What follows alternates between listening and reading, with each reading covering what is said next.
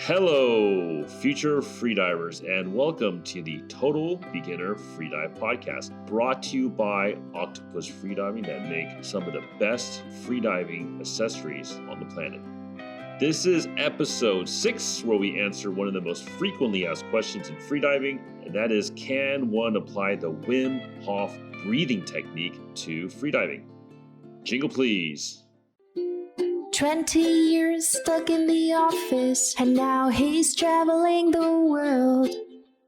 Just one breath and diving deep, he's healthier and happier than ever.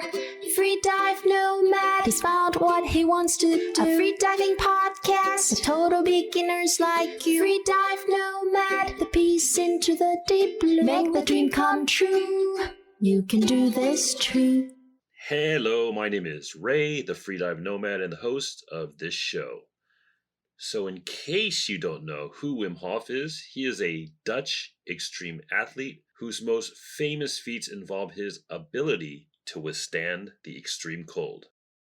He has a number of world records which involve the freezing cold, like the fastest half marathon barefoot on ice and snow, longest time with full contact with ice, over 2 hours, and longest distance swam under freezing water on a breath hold.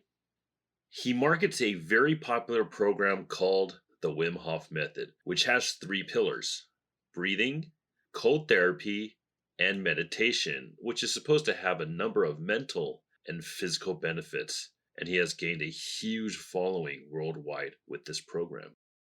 And we have Wim Hof to thank as one of the modern day personalities, which has helped build awareness that breathwork could result in some positive benefits for practitioners. In this episode, we are only going to discuss the breathing pillar of the Wim Hof method. The Wim Hof breathing method is a type of hyperventilation followed by a long breath hold. And it's these long breath holds which have also gotten the attention of popular media, which gets people associating the Wim Hof method with freediving. In his method, you forcefully and quickly inhale and exhale 30 times like this.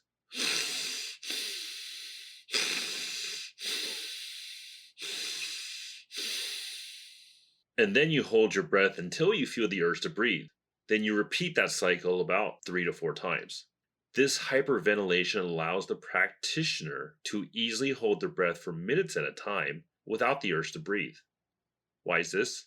One of the first things you will learn in a beginner freedive course is that the urge to breathe does not come from your blood oxygen saturation declining. It's actually due to the increasing carbon dioxide levels in your blood. Let me say that again. The urge to breathe is not from the decline in oxygen, but due to the increasing carbon dioxide levels in your blood. Why is this important?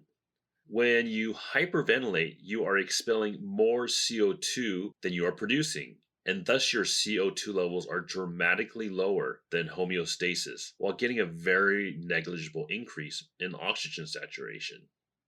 Thus, when you start your breath hold with artificially lower levels of CO2, you can delay your urge to breathe for much longer. So why is this dangerous for freediving? While your urge to breathe is related to your CO2 levels, your threshold for blackout is only related to your oxygen saturation, and that remains virtually unchanged whether you hyperventilate or not. Thus, your urge to breathe can go past your blackout point.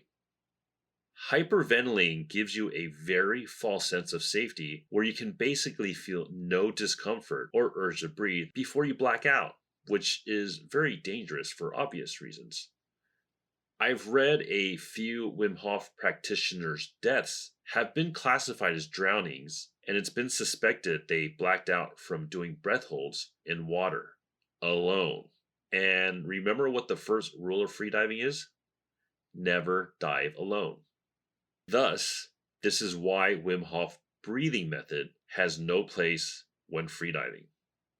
It's not to say that hyperventilation does not have its benefits. Wim Hof claims that his method boosts blood circulation and the immune system. Light-controlled hyperventilation can get your engines revving to begin your day or before a workout. Even freedivers can benefit from it as it strengthens the diaphragm. So what happens physiologically when you hyperventilate? A lot of it is actually the opposite of the mammalian dive reflex, which we discussed in the last episode. Hyperventilation raises your heart rate. It vasodilates the vessels in your arms and legs, and it constricts the carotid artery, the main blood vessel to the brain, which is why you feel lightheaded when you hyperventilate. And if taken to the extreme, you can pass out if it constricts too much. It also makes it more difficult for your body to access oxygen because when your CO2 levels decline, your blood will be more alkaline. The more alkaline your blood is, the tighter the bond that oxygen has to hemoglobin, making it more difficult to access for your body. This is called the Bohr effect, B-O-H-R. The bond loosens as your blood becomes more acidic with the rising CO2, and thus easier access to oxygen for your body. A bit of a warning though, do not hyperventilate if you're pregnant, have high blood pressure, are driving, or near or in water. This is why taking a freedive course is essential to starting your journey into freediving, to prevent dangerous practices like hyperventilating before diving. And that's it for Wim Hof and freediving. But before we go, I wanted to mention this free online safety course for freedivers and spearfishermen. I know I harp on about taking a freedive course all the time, but I also know a lot of people live in an area where you can't find a freedive instructor, or for some, courses can be prohibitively expensive. If that's the case, Ted Harty, who is a former U.S. national record holder, has a free online safety course for you. Even though I feel there's no substitute to a real live freediving course, this was really informative and you are much better off than if you never took this course at all, and it's only 45 minutes long. He also has a bunch of other online courses for freedivers on there, like for equalization or holding your breath longer. You can find those at freedivepodcast.com/safety. Dive safe and never dive alone, and maybe take a freedive course. 20 years stuck in the office, and now he's traveling the world. Just one breath and diving deep, he's healthier and happier than ever. Freedive nomad, he's found what he wants to do. A freediving podcast for total beginners like you. Freedive nomad, the peace into the deep blue. Make the dream come true, you can do this too.